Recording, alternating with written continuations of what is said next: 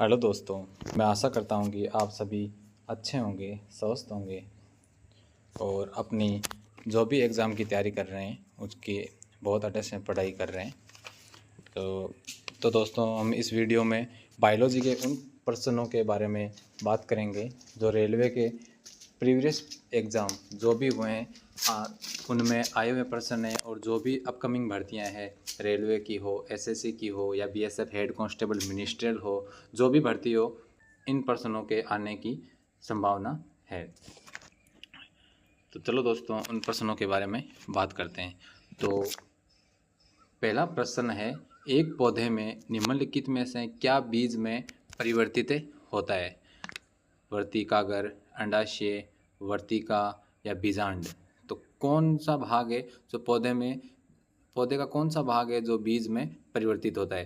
तो वह बीजांड है, वह बीज में परिवर्तित होता है। और अगला प्रश्न है कि प्रजनन के लिए एक फूल में आवश्यक अंग कौन सा होता है? प्रजनन के लिए फूल में आवश्यक अंग कौन सा होता है? तो वह पुंकेसर और स्त्री कैंसर होता है। कैंसर और स्त्री केसर। और अगला प्रश्न है वह है कि कौन सा स्थायी ऊतक एक पौधे को कठोर और मजबूत बनाता है? तो कौन सा ऊतक है जो पौधे को कठोर और मजबूत बनाता है? तो वह है इसके स्क्लेरेनकाइमा। स्क्लेरेनकाइमा पौधे को कठोर और मजबूत बनाता है। तो अगले प्रश्न के बारे में बात करें तो मटर के पौधे में क्या विशेषता होती है? तो मटर है, उसके पौधे में क्या विशेषता होती है? मटर का जो बीज है वह झुर्रीदार होता है। कैसा होता है? झुर्रीदार। चलो अगले प्रश्न के बारे में बात करें। मनुष्य में श्वसन वर्णक होता है।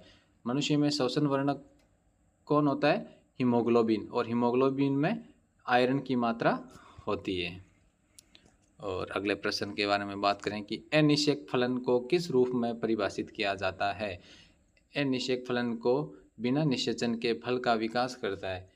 बिना निषेचन के फल का विकास होता है, उसे अनिषेक फलन कहते हैं। चलो अगले प्रश्न के बारे में बात करें। ध्वनि की संवेदना मानव मस्तिष्क में लगभग कितनी देर रहती है? ध्वनि है, उसकी संवेदना मानव है उसके मस्तिष्क में कितनी देर रहती है? तो मात्र 1 सेकंड तक रहती है। और अगला प्रश्न है कि किसके ऊतक रक्त वाहिका के व्यास को परिवर्तित करता है? तो कौन सा ऊतक है वो जो रक्त वाहिका के व्यास को परिवर्तित करता है? तो मांसपेशी ऊतक रक्त वाहिका के व्यास को परिवर्तित करता है। चलो अगले प्रश्न के बारे में बात करें कि इनमें से कौन एक बहुकोशिकीय जीव है? Agarics, cyanobacteria, mycoplasma, paramecium. तो कौन सा जीव है वो बहुकोशिकीय है? तो वह है एगारिक्स। एगारिक्स बहुकोशिकीय जीव है। चलो अगले प्रश्न के बारे में बात करें तो अगला प्रश्न है कि पौधे में नर प्रजनन प्रणाली का हिस्सा होता है कि कौन सा पौधे में नर प्रजनन प्रणाली का हिस्सा होता है? तो वह होता है पुंकेसर। क्या होता है? पुंकेसर। और मादा प्रजनन प्रणाली का हिस्सा वह होता है स्त्री केसर। स्त्री केसर। ठीक है। और अगले प्रश्न के बारे में बात करें कि उस अंग का नाम बताइए जहाँ भ्रूण विकसित होता है। तो उस अंग का नाम है गर्भाशय, जहाँ पे भ्रूण विकसित होता है। और अगला प्रश्न है, रक्त में पाए जाने वाला कौन सा पदार्थ ऑक्सीजन परिवहन के लिए जिम्मेदार है? तो ऑक्सीजन परिवहन के लिए कौन जिम्मेदार होता है? तो लाल रक्त कणिका, आरबीसी। ठीक है। और अगला प्रश्न है कि पशुओं का सबसे बड़ा समूह है। पशुओं का सबसे बड़ा समूह कौन सा है? तो वह है आर्थ्रोपोडा। आर्थ्रोपोडा पशुओं का सबसे बड़ा समूह है। और अगला प्रश्न है कि आनुवांशिकता का वाहक कौन होता है? आनुवांशिकता का वाहक कौन होता है? तो जीन होता है। जीन आनुवांशिकता का वाहक होता है। तो और अगले प्रश्न पर बात करें, मानव में अनैच्छिक क्रियाएं जैसे रक्तचाप, लार निस्सरण और उल्टी को किसके द्वारा नियंत्रित किया जाता है? तो मेडुला। और मेडुला का दूसरा नाम है मेडुला ओब्लांगेटा। और मेडुला है वो पोन्स के ठीक नीचे और रीढ़ की हड्डी के ठीक ऊपर स्थित होता है।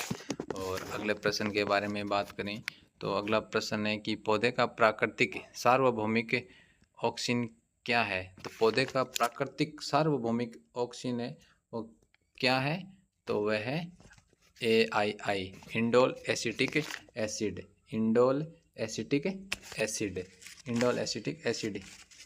ये ऑक्सिन वर्ग में पौधों में सबसे अधिक पाया जाने वाला हार्मोन है। और ये जो AIAA है वह पौधों की वृद्धि और विकास में महत्वपूर्ण भूमिका निभाता है। और चलो तो अगले प्रश्न के बारे में बात करें तो अगला है कि कौन सा प्राणी अपना लिंग बदल सकता है। कौन सा प्राणी है जो अपना लिंग बदल सकता है, तो वह है घोंघा।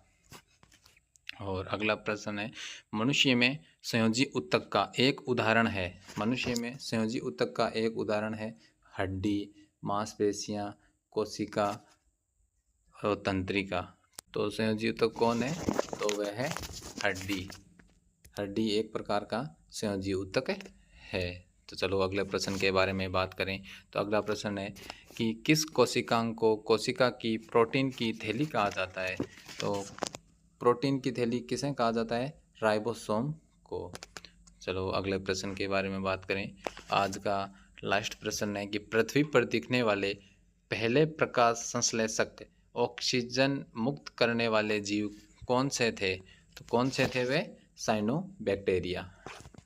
तो वीडियो देखने के लिए धन्यवाद दोस्तों।